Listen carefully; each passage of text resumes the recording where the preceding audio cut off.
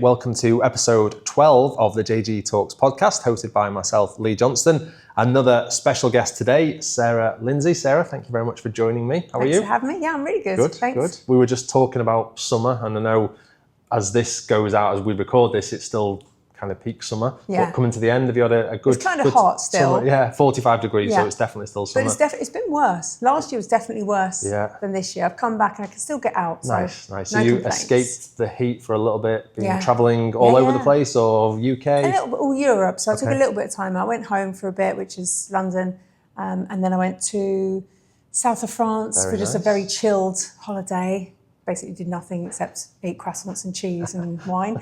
And then we went to Switzerland for a week as well. Took my stepson out there, so that was really nice. Bit of a back to nature. Yeah. Yeah. Got to be done sometimes, Yeah, doesn't it was it? lovely. Especially before you come back to Dubai and get Exactly. stuck into Get all the into fresh the air city. you can. Exactly, yeah. Yeah.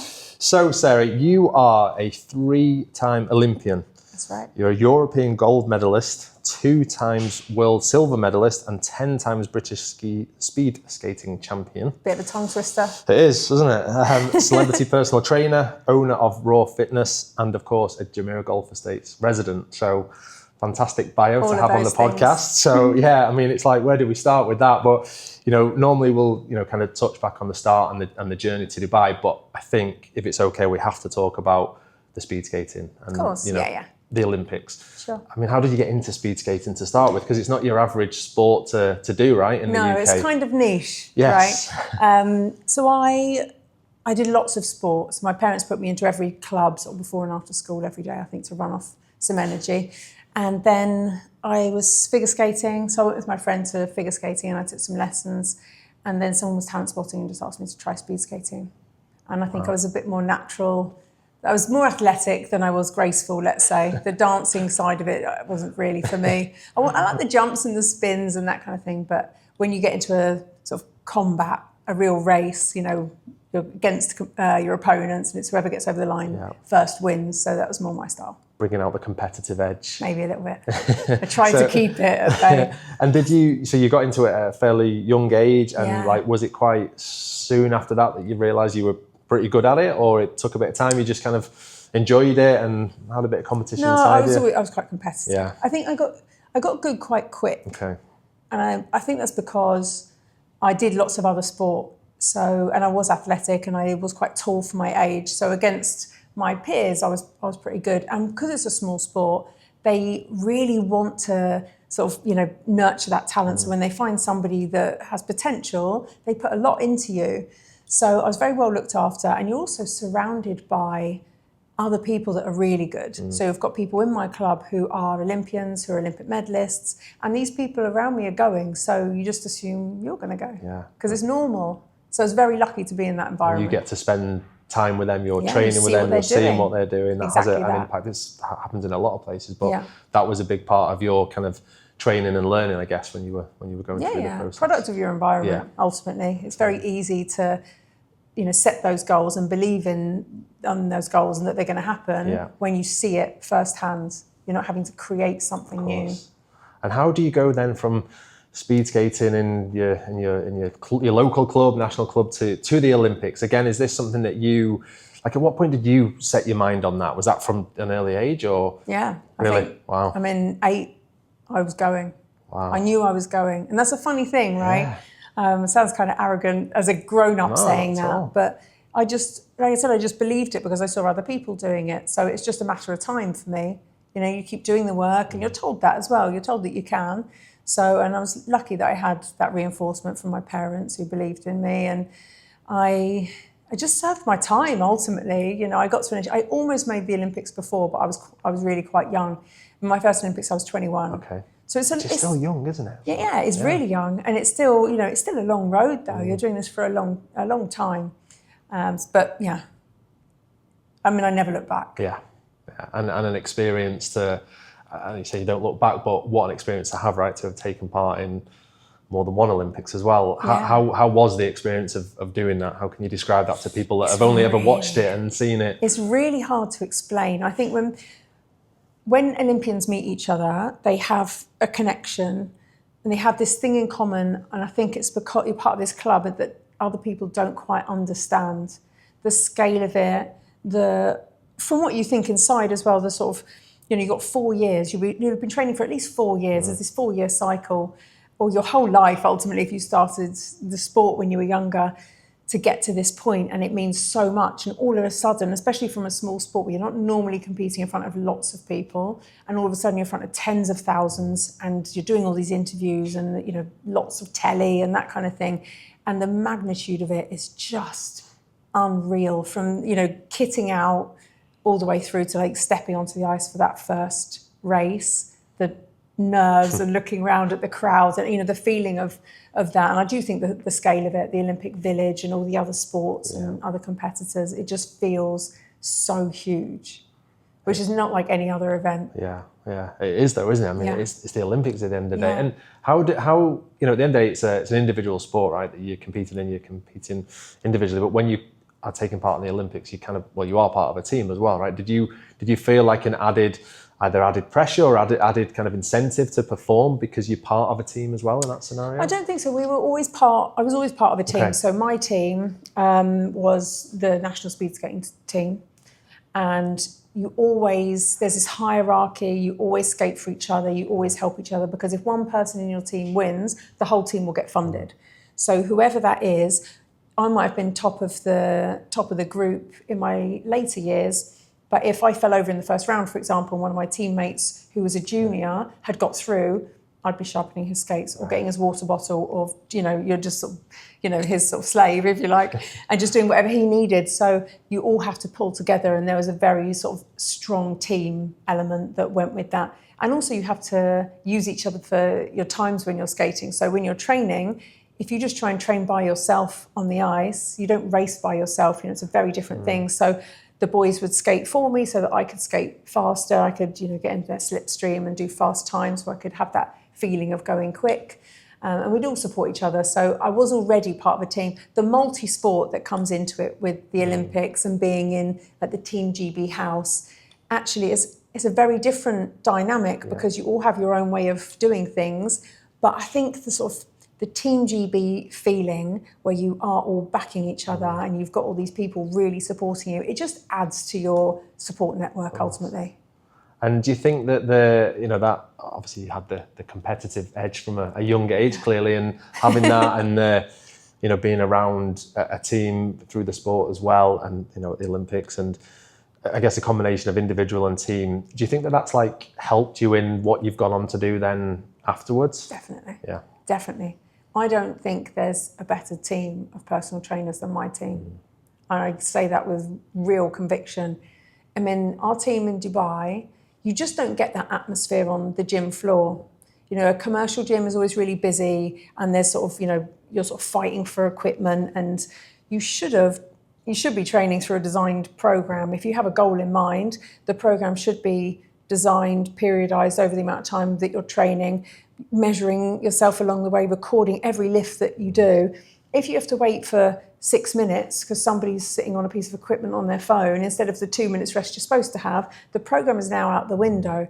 So my place, so more gyms, but it's private, so it's only my team of trainers, and they get to really deliver the program as it was designed, which is why we get these results that we're known for. So yeah, I'm really, really proud of my team. They're all trying to achieve the same thing. They've got this common goal where they're trying to get the clients results, and they're all supporting each other. And I think that has to come from, some of my background. Exactly. I mean, and I love the conviction as well, and you should rightly say that, because that's your firm belief, and again, that comes from everything that you've done and what you've been able to pass on as well. So yeah, I love to hear that. We're definitely going to dig in a little bit more to the raw side of things as well.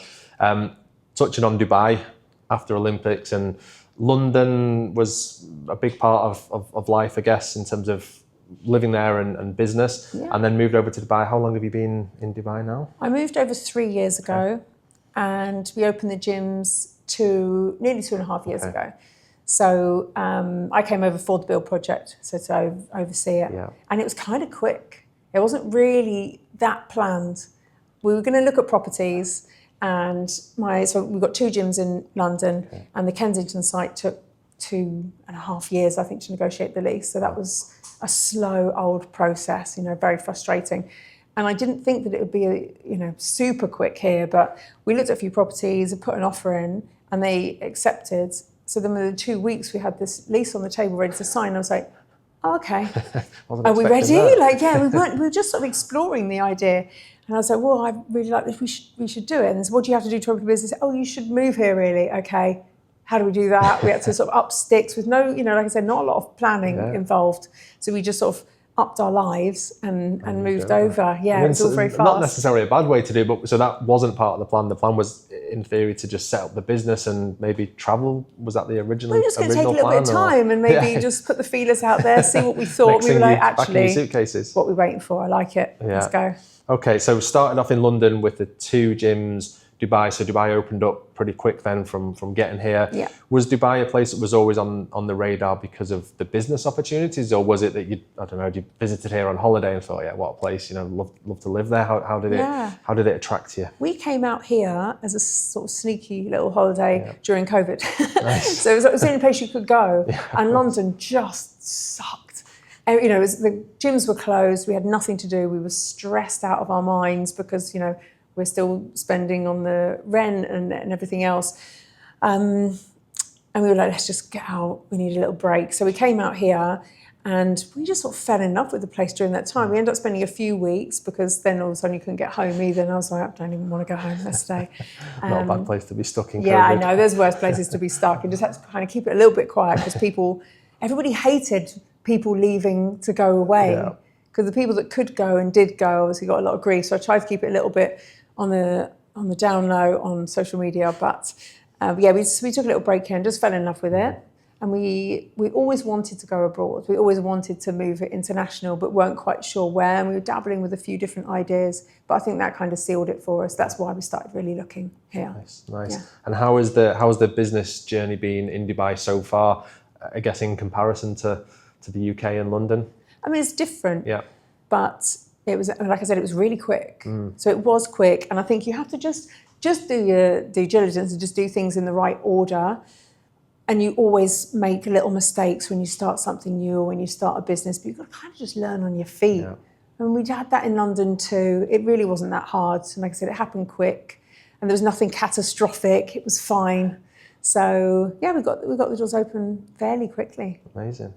And you mentioned before with the Olympics, you knew at the age of 8 that you were going to the Olympics. Did you know at the age of 8, 9 that you were going to be a business owner, that this was the route, or did that, when did the raw fitness journey start? I didn't want to do anything else. I was always going to win the Olympics in my head. I didn't care about anything. I didn't want a plan B. I didn't care about any other potential career. And then when I retired, I was nearly 30 and it was basically like finishing school. I just finished. I had no plan. I didn't get the result that I wanted. It kind of ended all quite badly. And then I was like, what now? I have no idea. I don't want to do anything else. And I'd actually qualified as a personal trainer when I was 21. And so I had those qualifications already. And I was the strength and conditioning coach for the national figure skating team. So I spent quite a lot of time coaching, but I didn't want to stay in my sport. I needed a break from it. It was like this horrible breakup, and it's really difficult to end. When that's all we've ever done, it was a really difficult year after that. And it wasn't until, because I did feel kind of lost. I don't want to get but I did feel kind of lost. And then it wasn't until we started this business and we had put everything on the line, and it meant so much. And it was, it's a big goal, and it was, it was tough. So I think once I had that to get my teeth into and something to be a bit scared of, and it's something to sort of test me, then I was good again. I had a focus and I wanted this thing and I wanted to do it really well and wanted something to be proud of ultimately. I know it sounds terrible, but I wasn't proud of finishing my sport, and people talk about, 3-time Olympian and everything, but in my eyes, especially then, I'd failed. I was going to win and I didn't. So it was very difficult accepting that ending. So I needed something to really get my teeth into, and that's the thing with Raw, is I am really, really proud of what we have. Everyone that I take in, everyone that I show around or introduce the team to, I'm really proud to take them in there because I know it's great. And everybody's like, wow, oh my God, you did this. And I think that all the time. I still think it all the time. I think, oh my God, I did this. It's great.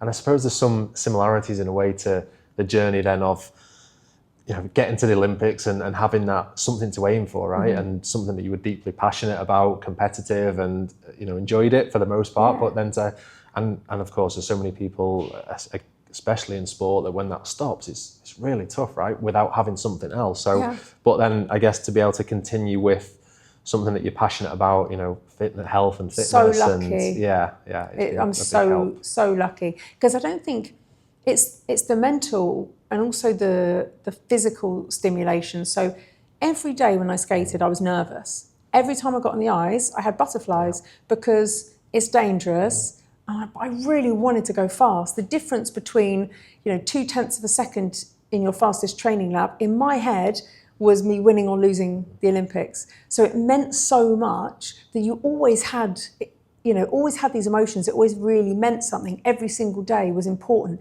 Everything you did around training was important. I wouldn't do anything that didn't help my sport. I wouldn't even walk to the coffee shop, because it's like, no, I need to be resting. In between, I need my feet in the air. I should be doing this, or I should be rolling. So every decision I made was based around that. So it's pretty intense. But that's the mindset as well of a high performer, right? Which, whether you'll say this or not, you obviously were and are, because of what you're doing as well now. And it is little things like that you say, it might sound crazy to someone to not walk to the coffee shop, but when you're in the midst of competing and about to, then you need that little bit of extra rest, right? Could be the difference between. Well, it all comes down to those 1%. It's like all those things adding up that end up being a big deal. But I missed that stimulation. I missed those nerves. I did things like, I jumped out of an aeroplane and things like, and I really wanted to be scared. It's silly. I sat there on the plane, a silly example, right? But I sat there on the plane and I was telling myself, you could die. This is dangerous. Think like, look at how far it is. I had nothing. I was like, just kind of numb to it. I'm like, there's something wrong with me for sure. Everyone's getting like scared and, having to get pushed out and things like that. And I was like, just floating in the sky. It's really easy. But it is. It's really not that scary. And I was like, what am I gonna do that's actually gonna make me feel anything again? So like I said, once I got my teeth into something and I had this big goal, then I was fine. So did you decide to scare yourself by getting into training celebrities? Is that a way of doing it? They just came. We got a private, it's a private gym. Yeah. So I think once you've got one name comes through the door, then they know. I mean, it's not the same thing here because there's no paparazzi, but in the UK, they were scared of that. And when you know that you're safe and you can go to this place, and we were very speakeasy. We had no signage. It was, you come in, you go down the stairs, nobody knows you're there. And some people used to have to go out, a different door and that kind of thing. But when one person knows that it's safe, then the others come. So there was, in London, if you were known and you were training, it was at Raw. Wow. So that really helped, obviously, get it right out there, and everybody knew what it was. You kind of did very well on almost like the word of mouth recommendations and referrals at that point. Well, with people in the public eye, people are posting, and it's a bit different now with that sort of thing and PR, because everything now is behind a paywall, but it didn't used to be. So if somebody put something on their Instagram, the Daily Mail picked it up every day almost. It's at least every week there's a celebrity in Raw talking about what they're doing and their journey and stuff. And certain people obviously do really well in the press. So we had constant press. Really, really lucky. Or if you wanted to get on the cover of a magazine, you had to get in shape, you came to us. So we got a reputation for getting results very quickly, because the results were out there for people to see. Yeah. So the Raw itself, in terms of the gyms, you have a team of personal trainers and are working with individual clients to support their health and fitness goals. Is that the right kind of description? How would you probably better describe it than I do? I would say, well, people come in because they want to make change and they want to do something. And most of the time, people have lots of different goals, but most of the time people want to look and feel better. And feeling better ends up becoming the way more important thing. But that initially people come in because they want to change how they look, they want to get stronger, they want to get fitter and leaner and everything else. So we do our assessments, and then we design a program over however many weeks they're going to be here for. It's usually 8 or 12. And we design a program, we do their nutrition plan, it's very bespoke. We just sort of gather all the information so we can make it as bespoke as possible. And then we retest people. So we take the measurements in that first session and the initial assessments. And then we retest them. We see how the body's responding to the program so far. And then we can progress the nutrition and the training program, because that has to work together. Very, very important. Yeah. So you've got a team of experts and everyone doing what they do best. Again, which is what we had. As a personal trainer, you're supposed to do it all. And it's so hard when you go home and do 10 hours of paperwork on nutrition, when really you're getting paid for hours on the gym floor. So you want to try and maximise your time there. So to do a really good job, you can't have enough clients to earn enough money. So we obviously have it all set up so the trainers don't have to do the admin, or, we've got a team for that, and we have the nutrition team, movement specialists, and then the trainers get to do the bit that they really enjoy, and the thing that's going to earn the money is really putting the hours on the gym floor and doing the fun bit, doing the training. And they really get to focus in then on those bits, everything else is being supported, which then helps the client or whoever's coming to see them ultimately get the best results as well, right? Absolutely that. Nice. And in terms of, so locations, 2 in London, whereabouts in London? So we're City on East Cheap. And then we're High Street Kensington, just right on the High Street, near the train station. And then we're on the boulevard here. Very nice. So in Burj Vista, so it's just opposite Burj Khalifa. Good location. I guess location is very important, would you say? I mean, when you were looking at Dubai, did you look at a variety of different places? Was that because it just had the best space, or was it a combination of... Tried to get a feel of the different areas, and I think you never really know until you've spent proper time here how that sort of thing works. Obviously, it's really important that people have parking. Yes. So that I knew, luckily, because if I hadn't have, assured that we had that, then I think that would have been a real problem. Yeah. And actually from London, when we first opened, people were travelling all over the place to come to us because we were like the new sort of cool kids on the block. So people were travelling, an hour across London. Wow. The climate's changed. People don't do that anymore. Yeah. You're literally servicing the people around you. I mean, we had people coming down from Newcastle 3 times a week to train. But I think you have to commit in some way. Yes. It has to be, I think, it has to be emotional, maybe financial, and your time as well is really, really important. So if any of those things matter to you, you're not going to waste it. If it's too convenient and too easy and you've got too much money and you just think, oh, I have to do it again, you're not going to commit to it. The people that have done the best a lot of the time are people that have had to save up to come and do, they're only going to do 12 weeks once. So it really means something to them. Or that guy coming from Newcastle, he's not going to get crisps on the way home.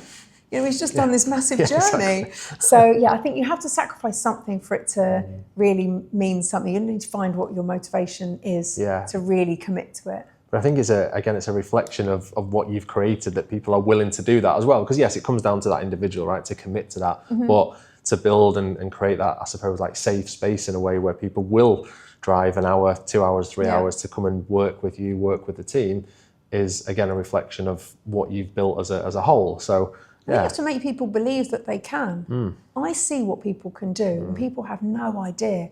They don't know what they're capable of. Even with regards to performance, really the performance on the gym floor is huge. And it's not just doing more and more exercise and eating less food, that doesn't go anywhere. But really looking at people's performance on the gym floor. And when you know what they can do, and it's just a matter of time for them to get there, and they see these little snippets along the way or these little milestones, and they're like, oh, I never thought I could do that. And you see the confidence in people, the difference in people when they first come in. And so many people get quite emotional in their consultations. A lot of people will cry, and they're telling you why they don't feel good for the first time. They probably never said it out loud before. And when they leave and they're, wearing different clothes and their posture has changed, the eye contact, the decisions they're making, the way they talk to themselves, and then people around them start to behave differently towards them because of the energy they're giving off. And it sounds, it sounds quite deep, but how you feel about yourself is everything. The first thing you think in the morning is different when you feel good about yourself. So that changes everything in your life. And it's a massive privilege to be able to facilitate that. It's huge job satisfaction for me. I was going to say, just listen to it, and to have an impact, and I know you won't take all the credit, but to be a part of that journey for somebody, and I can imagine you've probably had some incredible stories from start to finish and probably beyond with certain people. It is, I guess that intrinsic motivation to do more and help more people, right? Which is a nice way to operate. I'm sure it's not that easy, but it's a nice way. It's like I say, good job satisfaction. Yeah. So plans for Raw? Keep going, more of the same, Yeah, more I was viewing clients? properties yesterday. Oh, wow, okay. I'm trying, Nice. I'm really trying. Dubai? More in Dubai? Okay. Yeah. Okay. I want to do at least another here. We'll see what comes up. There's a few opportunities on the table, and I'm looking at properties myself as well. So we'll see. I'm taking my time, making sure I get it right, because I'm a bit trigger happy sometimes. You know, I get excited by things, and I don't know, if I believe in something, then I'll go. And sometimes I need, you know, reining in a little bit. But there's just so much going on here, isn't there? There is. Yeah. It feels like I found the perfect property yesterday. Okay. Like perfect. It's exactly where I wanted. I'm not going to tell you. No. It's exactly where I wanted. Tell me when this is stop recording. Yeah, no, I will. It's exactly where I wanted. It ticks all the boxes that I've been looking for now, doing it just ever so slightly different. But yeah, I need to get a move on. So watch this space. Maybe we'll get you back then when you're ready to announce just that one. Just don't want to speak to you soon, but yeah. No, of course. Okay. Wow. So very exciting times then ahead. Yeah. Sounds okay. Yeah. So Jumeirah Golf Estates became a JG resident. How long ago now? When was it? Yeah. No. No, it's way more than that. It's because I was renting first. Of course, yes. So I was renting here when I first moved here. So three years ago, I moved here. I lived downtown for a little bit, and I was quite claustrophobic. I'm from Surrey, and I've got space. And I'm on the river, and I've got the parks and everything around me. And I thought it'd be really nice to be downtown and near work, and not have to be in the sort of hustle and bustle. And I was like, it's just not who I am. So as soon as I came out here, then, because I was worried, I thought, not sure I want to live in Dubai. I think we made a mistake, but it's like you can't really go back. But as soon as I came out to Jumeirah Golf, then I was like, okay, I'm fine now. I've got my walk, I've got some trees. This is it. And you had friends here, did you, that got you to the area? So exactly. you've been, okay. I got shown round. So we were renting for, I think it was about a year and a half, I think we rented. And then you found me, taking us around looking at other places. And then, so then we found the place next door. Nice, after all that. After all that, ended up buying the house next door to where we were renting. But at least I knew the house. Of course. I knew what it was and really how it was laid out and everything. So I'm really happy that after all this time, we finally got back on the property market. I bought my first house when I was 19. Wow. And obviously a very different situation back then. I had like $5,000 deposit, bought a 50 grand house, 3-bed semi-detached for 50 grand in Nottingham. And then I sold that a few years later and made a bit of money on it. But obviously the situation is very different these days. Definitely. So that was, trying to get back onto that and also not, because I thought about it in the UK a lot, but I didn't want to feel tied down. Mm-hmm. But here just felt different. Yeah. Everything moves so fast here. And I just thought, do you know what, so what? If we changed our mind or something else happened, then we sell, right? Yeah. Everything seems possible here. And there just seems to be so many less barriers to getting stuff done. So they're not reasons to hold you back, are they? And so you mentioned, the walks, and I'm pretty sure you walk. Is it every day you go for a good walk? Maybe four or five. I try and go every morning, but sometimes I have stuff that I can't get out of, so I can't. But if I'm not working, then I will walk. And at the moment, because it's quite hot, I do a half lap. Okay. So I do. Which is still a good walk, by the way, for anybody that doesn't know. About 45 minutes. Especially in this heat, which is probably about 40 degrees and 50% humidity in the morning. You just have to accept. I just think, it's not like I'm walking to work and I'm going to turn up looking disgusting. It's like, just go out, you're going to be gross, like you're going to sweat. Have a shower when you get home. Just go back and have a shower, it's fine. Just accept it's like a sauna. It's good for you, it's good for you. It's not a bad way to do it. And so was that the kind of the main driver and the attraction to JG was greenery, community, lifestyle, having friends here? Yeah, that's obviously a huge part of it. I really do like the community and I like the setup. It's like living in a 5-star resort all the time. I mean, it's like living on holiday. It really does have that feeling. I think because so many people are visiting and lots of people are on holiday, so I think that does help that there's that sort of holiday vibes all the time. And I just had people, and I really wanted somewhere people would come stay. So I got, a nice place and there's plenty of space for people. So lots of people come and visit me. So as soon as this weather starts to die down, I think 3 weeks time, I've got the first lot in and we'll be full until March. A steady flow through the winter. And that's it is true. It is a great experience in it to have that like holiday feeling. I think sometimes we have to go, actually, we're not on holiday. We need to go and do some work. I know. And especially when you've got people here and like, if we do this, we do that. You're like, got a busy day today. Oh no, I just literally say, help yourself, they're the keys, do what you like. We'll meet up for sure and we'll spend lots of time together. But I do have a job as well. I have to remember that sometimes. And I think you may have got into the JG life even more with the golf as well. So we're really going to talk about golf. Yeah, of course we are. Yeah.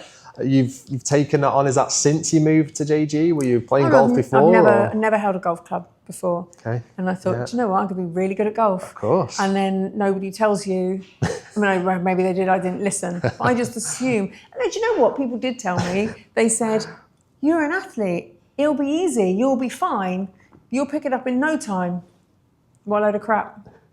I mean, you don't pick up in no time. It's so hard. Yeah. It's so hard. It's the difference, and it ruins or makes my day as well. And I think, like, me and my husband, we don't argue. We have a really kind, nice relationship, and we never fight.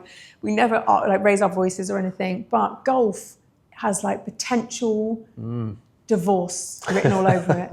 I can just be the worst. Just the worst. I can ruin everyone's day, not just my own, but it just makes me so mad that I can't, the ball's not moving. I don't understand why. What did I do so different that I can hit it 230 yards in a straight line off the first tee? Amazing. And I love it. And I'm like, oh my God, this is the best.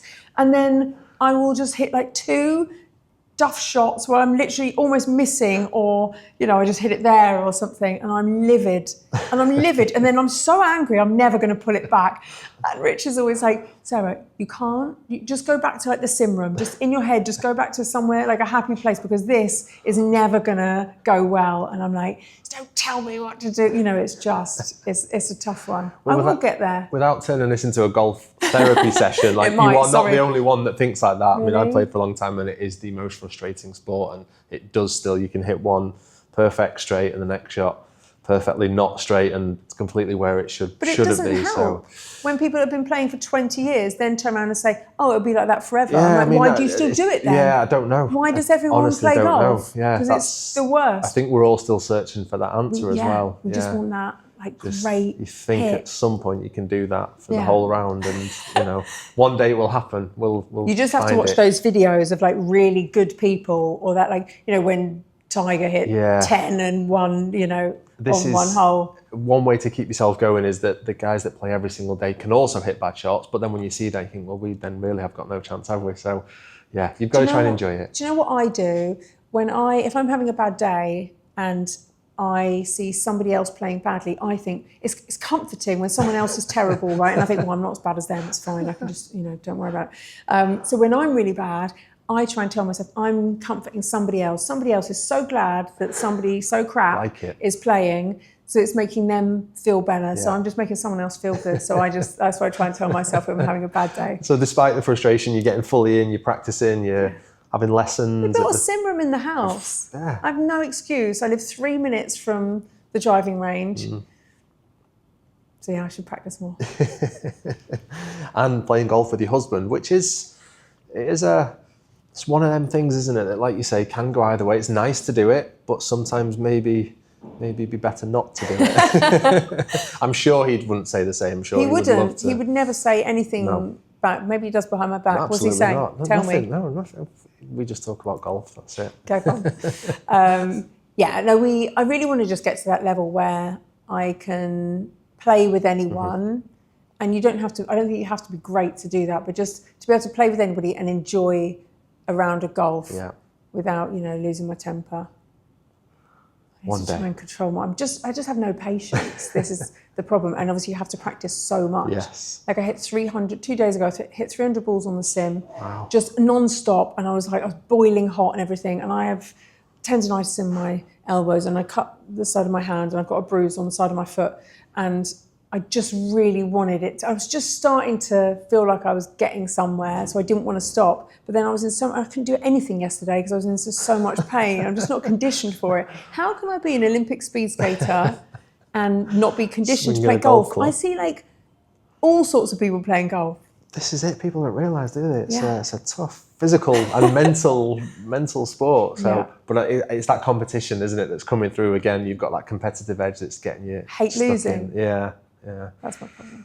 But you're fully in. I am in. So in terms of you've got business moves on the go. You've got looking at other places. You're getting stuck into the golf. You're settling very well into Jumeirah Golf Estates. So exciting times and lots of plans ahead. Is it fair to say from here? Very fair. Yeah, I'm here for a bit. I'm not going anywhere anytime soon. Good. I'm very happy in JG.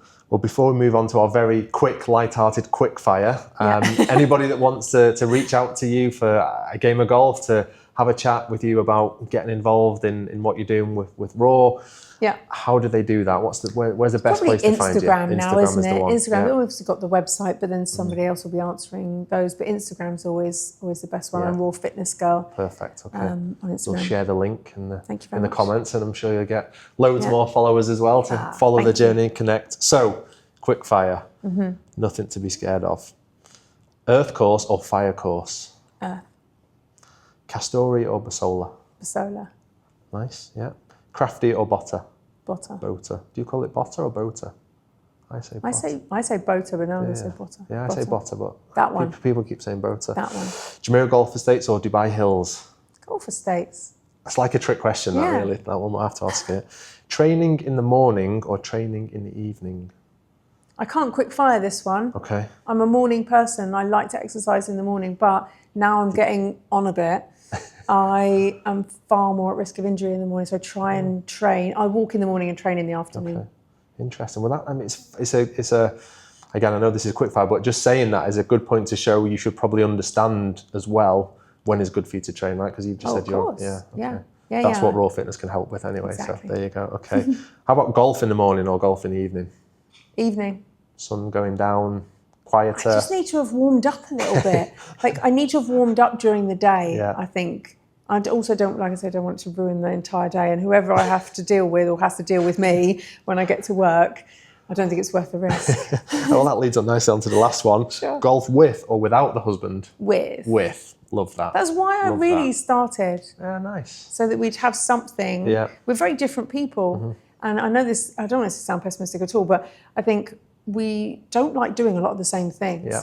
And then when we retire, you have to plan these things. I don't want us to have nothing in common and nothing to do when we're older and retired. So I thought golf would be a really great idea. So we could go on golf holidays and we can spend time playing golf and then do our own thing in the day. So I have to stick with it. I've got a real solid motivation. Good. For that. I like that. And I'm sure that you will probably have your eyes on the Olympics for golf at some point, and your Vic will be following you there and supporting along the way. Three's enough, isn't it?